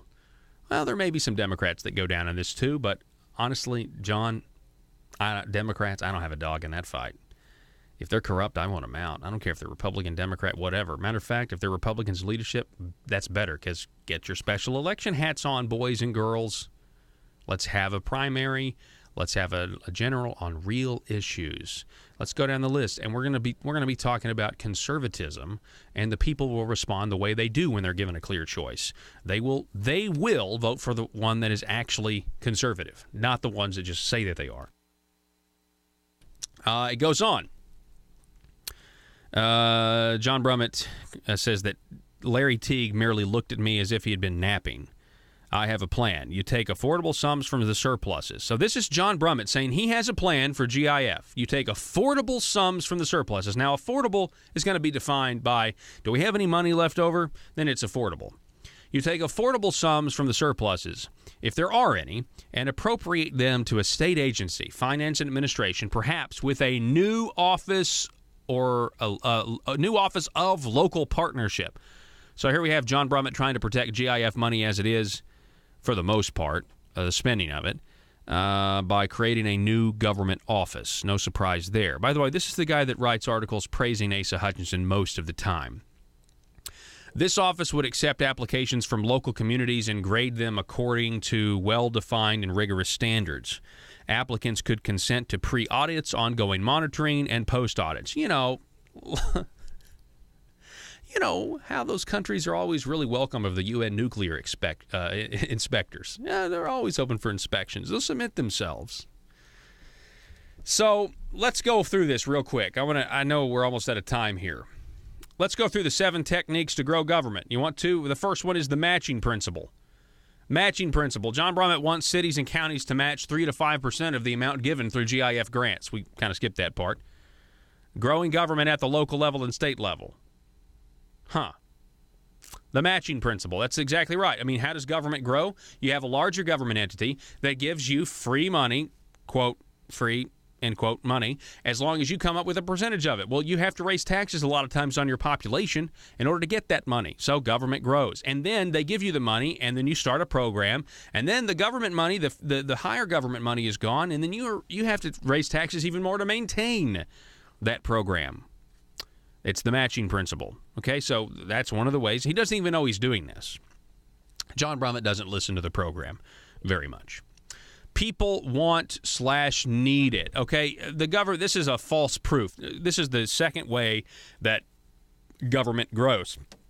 with false proof. The politicians, or the columnists in this case, get out there and they try to prove that the people need it, right? They deserve a place to meet, to have a community center. They deserve the fire protection, or people are going to die, that sort of thing. I mean, in the case of parents are sending their kids on Friday nights after football games on roads with small shoulders, they've got to have this money. I'll get to that in a minute. The deceit. They're going to keep basically the exact same program. Number 3 is deceit. Hide what they're actually trying to do, which is a form of deceit. That's how government grows. This is the exact same program. They just want to funnel the money through the governor's office, okay? That's not a fix. He says it's a fix. That's not really a fix, okay? Number 4, pain point politics. This is another way government grows, and John Brummett does this one perfectly. They're all going to die if you don't have the money for hospitals. You won't be able to get heart attack treatment, right? Your home's going to burn down because the fire departments won't have money. It's classic pain point politics. If we don't do this, the Democrats love it, right? Republicans want dirty air, dirty water, that sort of thing. Pain point politics. Number 5, economic development. Of course, GIF is always used as a way to say this is for economic development. Economic development is a synonym for a scam, right? Used for infrastructure and capital projects. That's just a way to really give away money to companies that aren't producing enough already, picking winners and losers. And then finally, number 7, John Brummett uses this, doesn't really even know it. It's the ER factor, or the factor technique to grow government, right? We got to have GIF because it makes towns better, stronger, safer. You get it? It's the factor. It provides for them, and it is one of the ways that government grows. And it most of the time happens when a government program never goes away. And that's what we're seeing here, right? GIF is created to help people out, to make their communities better or safer. And now the concept of it going away is, well, you're going to make our streets less safe. It is the factor. And it happens when a government program is created and then never actually goes away, because they keep trying to go further. You might make a community better or safer, but then we got to make it more safe. And we got to make it more. We have to take a break. Back in just a moment. Protecting your business means protecting your data. But is your business really prepared to handle the growing threat of things like cybercriminals and ransomware? At iTex, they're committed to deploying the best security solutions to protect your business and your bottom line. Security threats are constantly evolving. So are security needs. Be proactive now and equip your business with the best cybersecurity available with iTex. Call them today for a free consultation at 870-336-9778. That's 870-336-9778 or itexusa.com. Do you need to advertise your business product or service, but not sure what the best choice is? Folks, allow me to introduce you to Talk Radio. You're listening to it right now. Talk radio is one of the most unique mediums in all of advertising because it actually works. It gets the information you want to the people you want to get it to. And by the way, those people are educated, well-informed decision makers of their household, and most of them have disposable income. If this is a target audience for your business, then you have to consider advertising on my show, The Paul Harrell Program. We have options for most any budget and can provide you with exciting opportunities to grow your business. We can put your message across the state, or we can help you locally. Call 870-275-9755 if you have any questions. That's 870-275-9755, or visit my website, paulharrell.com, and click on Advertise. Fighting dependency on government so Arkansas can be the land of opportunity once again. Paul Harrell is on now. All right, ladies and gentlemen, welcome back to the program. Thank you so much for being with us. We've got J.D. in Yale County writing, Paul, I can see the need for modern firefighting equipment, but what if a small community doesn't want a community center? Well, you're going to get it. You're going to get it anyway. The question, though, would be, are there no other ways to fund a fire department than getting money from Little Rock?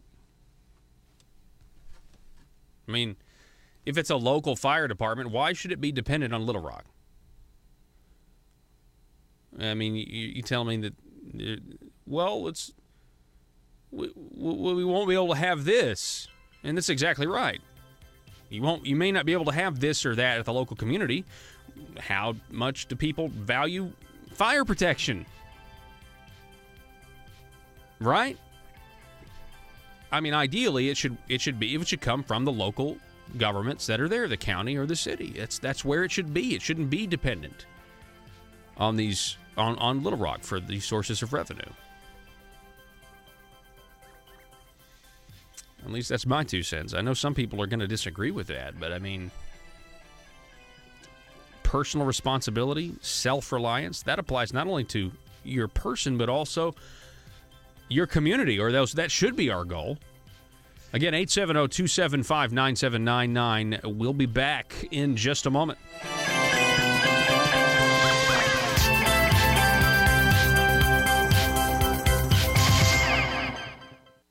Paul Harrell, weekdays from 4 to 6.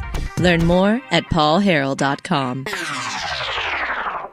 Giving the governor a big pile of money to hand out however he sees fit. What's the difference? Yeah, that's a really good question, and I know you've talked about that on your program, and people kind of speculate, well, where's this money going to go if it's going to be there in the future? Because this was always surplus money, so it wasn't really there this session, but going forward, what's going to happen? And so I think people will probably look at, the rainy day fund and how that's changed over time, and that gets complicated. I think people will look at, if this GIF is just going to be tried to funnel through another way, or if there's going to be even more discretion given. And so then you run into the unlawful abusive discretion, unlawful delegation of authority and discretion over when you're appropriating money, and that's another potential cause of action as a lawsuit. And so I think it's probably going to put the legislature in a position which is probably good to really look in detail on how this is being spent and whether this is the right way to do it. Wow. Well, I think this is a victory for the taxpayers. I'm really glad the Arkansas Supreme Court ruled the way they did. I hated that Mike Wilson had to sue a second time to try to get the outcome that he was supposed to get the first time, but the General Assembly created a loophole. We have to be vigilant because I quite frankly expect them to try to create some other loophole. If I'm honest about it, I mean, I think we would all be skeptical that they're going to actually try to abide by this when they didn't the last time. So, but anyway, Josh, great information. And I really appreciate you coming on the program. Keep us posted about anything else that happens related to this, please. I will. If I could share some info just on the editorial that kind of stood out to me, that kind of puts a bow on this. Editorial that came out yesterday in the Arkansas Democrat Gazette up here in Northwest Arkansas.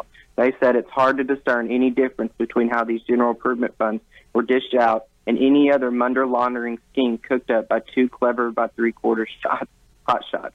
So let's kill this sucker dead, root, branch, and leaves, and spread salt over its grave. Wow. So for now, today, that's kind of where it's at, and I guess we'll just have to keep track on the legislature and see where they go from here. So I appreciate the time being on, and thank you for the light you shed on this issue, and especially to Mr. Mike Wilson for all the hard work he's put into this. I really appreciate him as a taxpayer, and so yeah, Mike Wilson is a patriot looking out for the taxpayers. There's no doubt about it, and we've got a great relationship with him. And so I'm hopefully we're going to get in contact with him. I've left messages, but I know he's just been slammed. We've got our interview up with Mike Wilson. We tweeted it out earlier because we did interview him a couple of weeks ago because he was in the middle of oral arguments with the Supreme Court. And so you can go check that out if you want to hear from the man himself who brought this lawsuit. We have that for you on our YouTube page and on Twitter at Paul Harrell 1776. Josh Waters from Political Strategies. Thanks, sir. Be safe, okay? Thanks, Paul. All righty, folks, we're going to take a break. The Liberty Machine rolls on back in just a moment.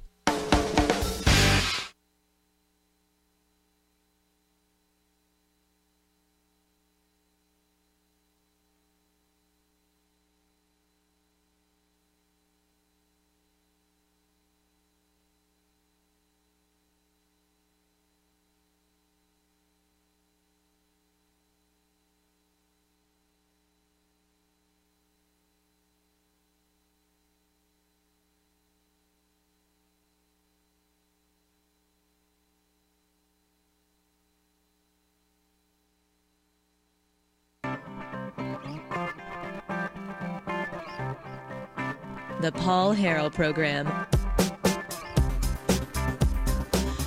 870-275-9799. Call us or text us. Sound off on Facebook. Steve on Facebook writing that self-reliance is the goal of his on his homestead.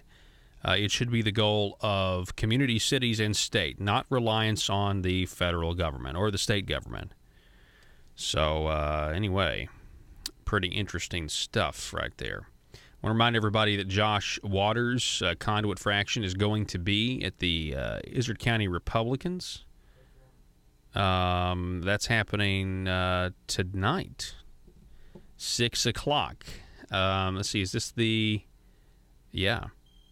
It's going to be good. 6 o'clock at the Melbourne Community Church.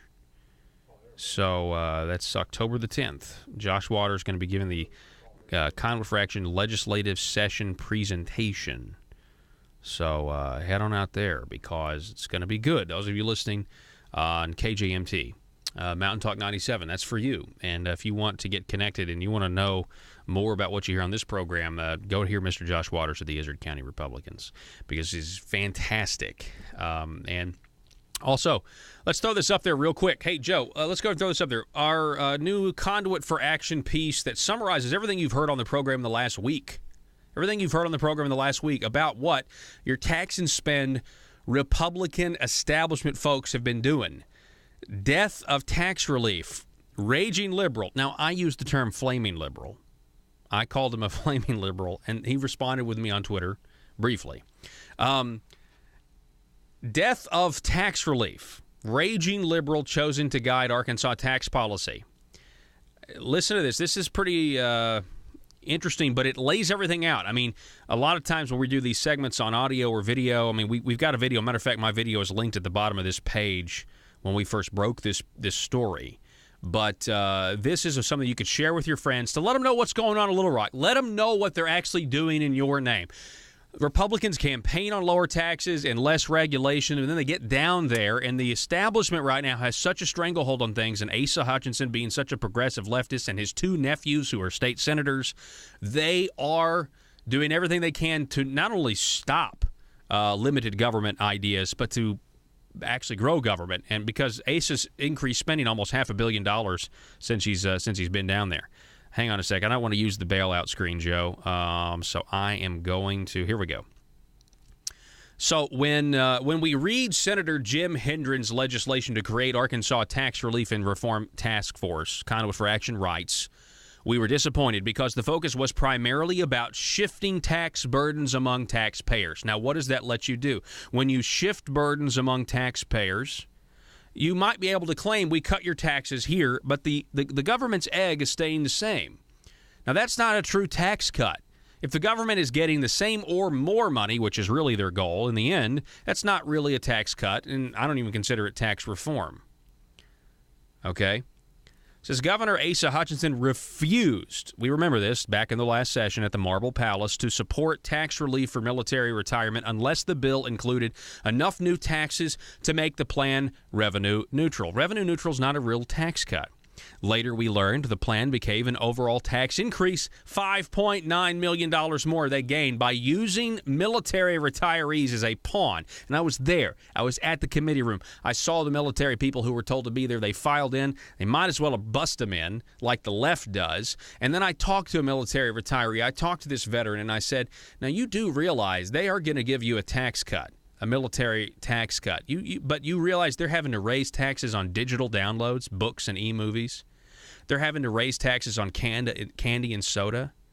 What's funny is I'm pretty sure veterans buy candy and soda. I'm pretty sure veterans want to download a ringtone or something. But you understand, like, the whole thing is just carefully crafted language to make it sound conservative. In reality, they're growing government, and they grew at $5.9 million. They're taking more from us. Senator Jim Hendren, Asa's nephew, created and chairs the task force, and it is designed to repeat his uncle's plan of tax shifting, revenue neutral, and tax increases for sure. When the membership of the task force was announced, we were dismayed to see that it was stacked with tax and spend legislators. Almost all of the task force members voted in 2017 for more than one bill that raised our taxes. Not just that veterans one, but they created a brand new tax on tires, and they increased a current tax on your tires when you go to the automotive store. When the task force hired a consulting firm and it was revealed who would be the project manager, all doubts were erased about the liberal agenda of the tax farce. This is what we broke last week. The tax farce used your tax money to hire a raging liberal to guide Arkansas tax policy. So who is Randall Bauer? Well, you know if you've been listening to the program, but this is very succinct. CFA did a great job here, as they always do. The task force hired an out-of-state consultant from PFM Group Consulting at the hefty price of $312,750. Must be nice. At the next task force meeting, PFM made a presentation and revealed that Randall Bauer would be the project manager for the consulting job. It is important to know about the lead consultant whose job is to reform the Arkansas tax code, which will impact millions of Arkansans.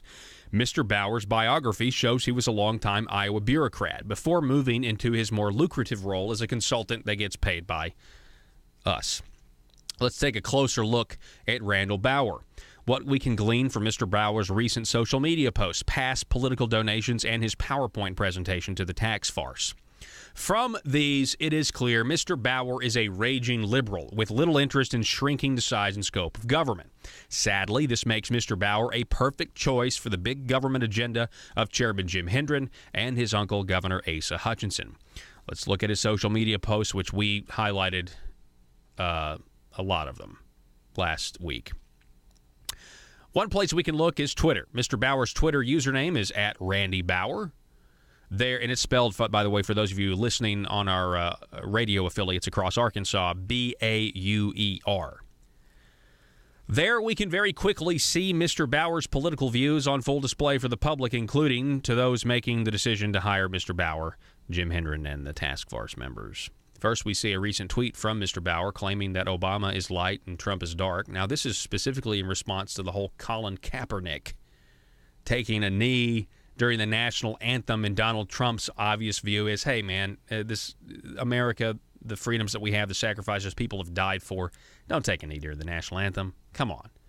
And what does Randy Bauer do, the guy that we're paying with Arkansas tax dollars to reform our tax code? He says he retweets a statement of President Obama asked about Colin Kaepernick. Of course, Obama's supportive of it. And he says, quote, "It's the difference between light and dark. Only Obama is light and Trump is dark." What a statement. We clearly know where you align on the ideological spectrum. And hey, here is a news flash. The people of Arkansas rejected the ideological ideas on the left, especially those of tax policy. They've been rejected over and over and over again. Okay? So this is what's so crazy is that the majority leader of the Arkansas Senate has hired a raging, lifelong Democrat. It's unbelievable to me.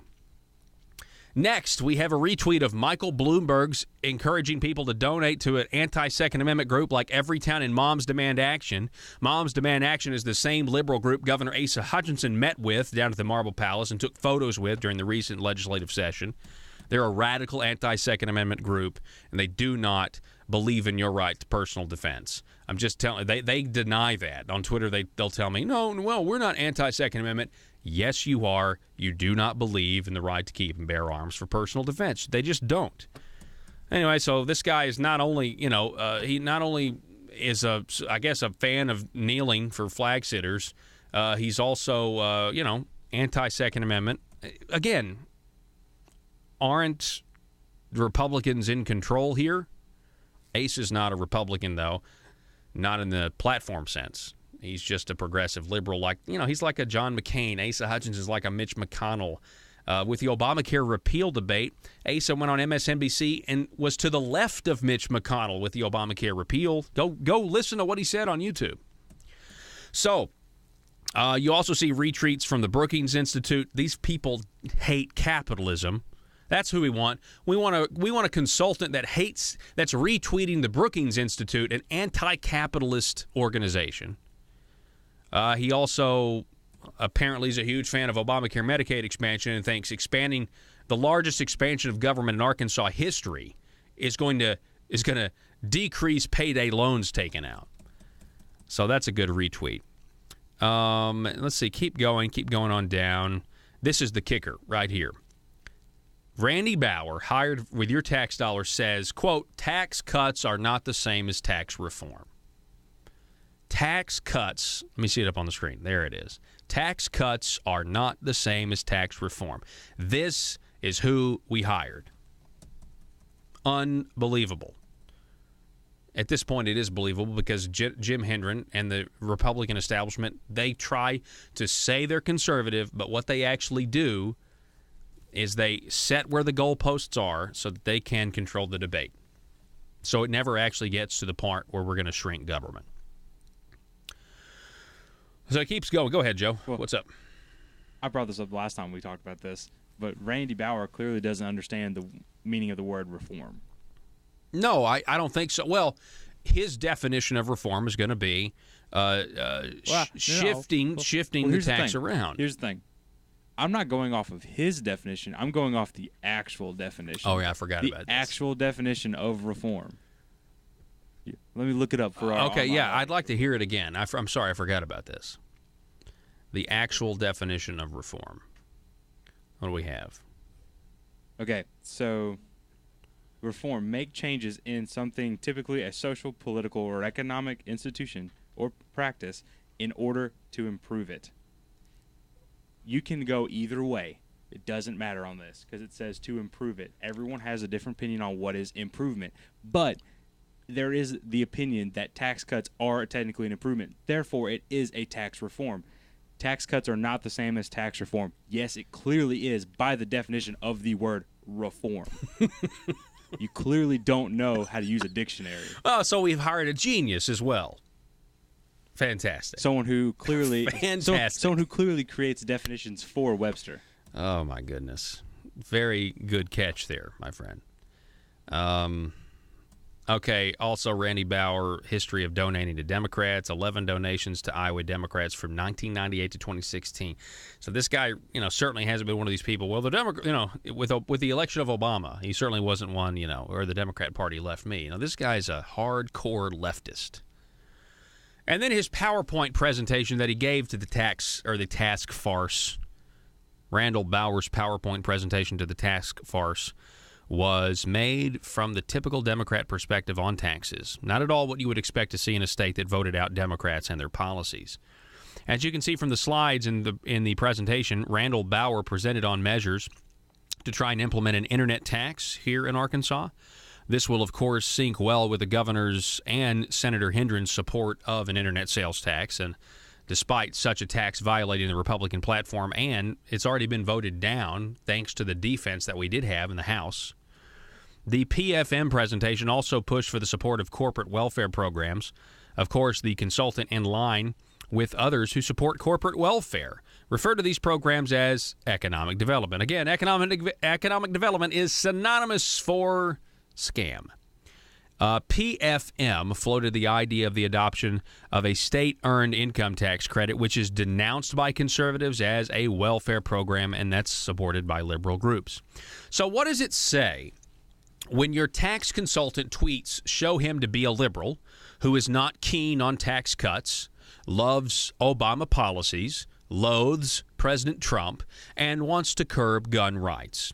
What does it say when your tax consultant is a campaign contributor for Democrat candidates? What does it say when your tax consultant makes a Democrat tax presentation in a Republican state?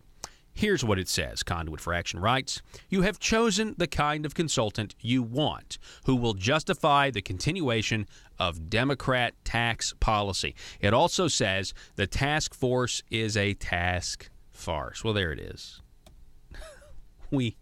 That's most of the time that's what we call it. Consultants chosen to justify the agenda they are given. If the client, the task force, tells the consultant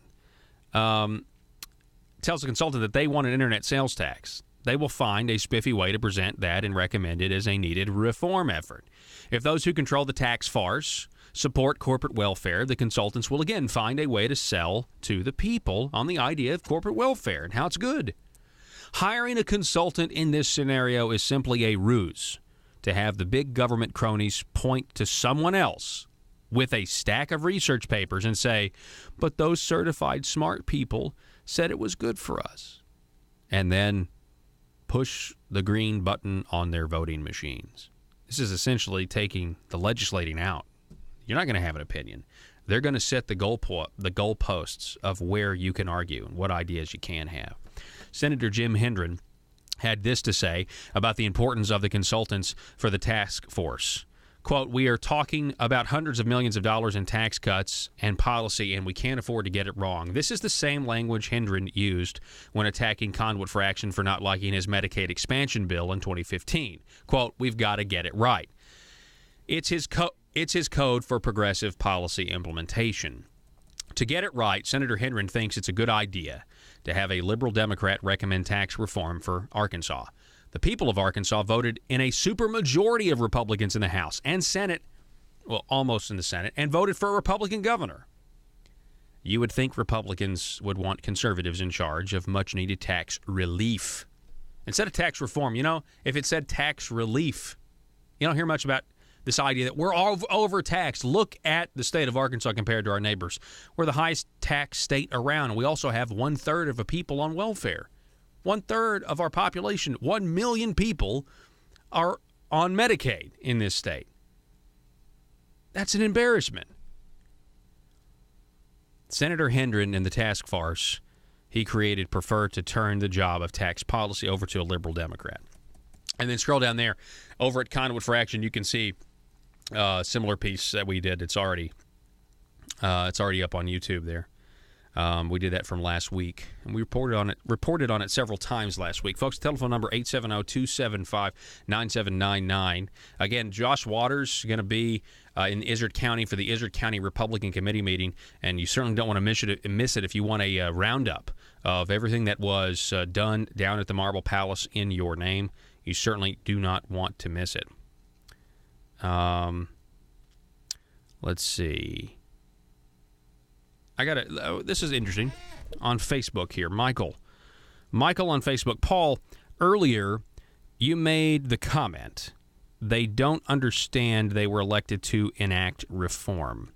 If that is the case and true, then how do they know every sweet lie and word to say to get us to vote for them?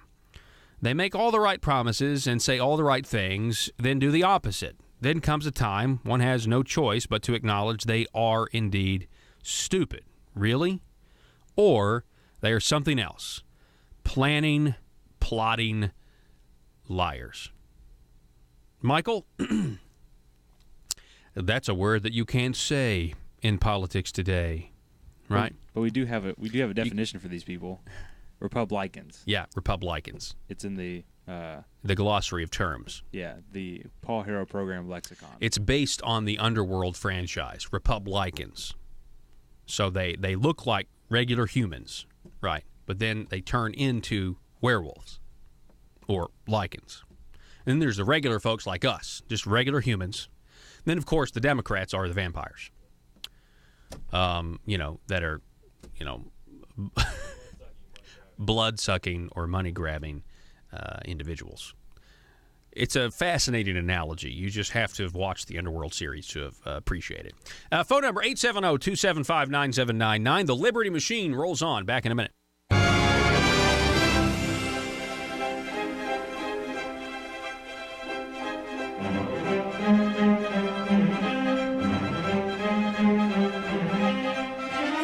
In a world full of constituents with social media accounts, bloggers just looking to increase their page views, and a talk radio host who generally is just the worst, how are Little Rock's elite supposed to conduct business with such a lack of privacy? Introducing the 1835 Club, older and more refined than other clubs that claim discretion. The 1835 Club is for seasoned political veterans that want to conduct the highest form of aristocratic business with the public's money. Are you a schemer? Do you someday want a guaranteed flow of taxpayer money to support your business? Is it your dream to see the .gov domain at the end of your business website? Don't listen to the imitators. The 1835 Club is the place where corrupt politicians and businessmen hatch their next crony schemes. At the 1835 Club, we make lobbying safe and legal. Ethics. Why, of course. All business is done in an ethical manner. Just look for the sign above the door that reads, loophole. Are you tired of the Capitol Police restricting your access to the roof after a perfectly good night of drinking? The 1835 Club has libations and a perfectly good roof. Other crony clubs that promise discretion try to lure you in by advertising bars made out of aeroplanes. Well, at the 1835 Club, instead of an airplane fuselage, we've got a space shuttle. No, not a bar. We've got an actual space shuttle that makes a daily run to the moon so members of the 1835 Club can have some real privacy away from the bloggers and taxpayers. Are you an Arkansas aristocrat? Do you want to be? It's the 1835 Club, and we work tirelessly to make sure the good old boy system remains alive and well. Join today. Disclaimer. The 1835 Club reserves the right to deny membership to anyone who has principles. Any talk of the Declaration of Independence or the Constitution must be done in jest or, at the very least, with a condescending tone. And finally, the 1835 Club will be given a 25% commission of any agreements made between politicians and the business community. PHP Parody. If you would like information about advertising or supporting the Paul Harrell Program and Conduit Media Group, call 870-275-9755. Join the fight against big government and advance the preservation of liberty by calling 870-275-9755. The Paul Harrell Program, brought to you by Conduit Media Group.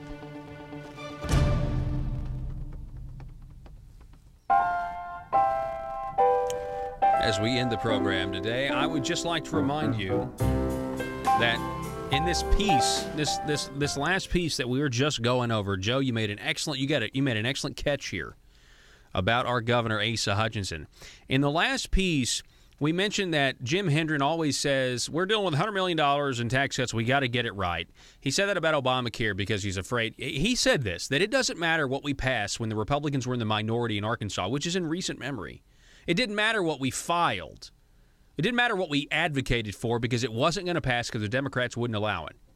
But now we have an opportunity to do things, and we better not screw it up because we get the blame for it. And what this really revealed is an allergy to actual platform republicanism, actual principled leadership, right? That's what it revealed. And so now Jim Hendren's always like, well, it's a big issue, and I need to be the one in charge, even though he keeps failing at delivering limited government time and time again. He's always like, we have to get it right. We have to get it right.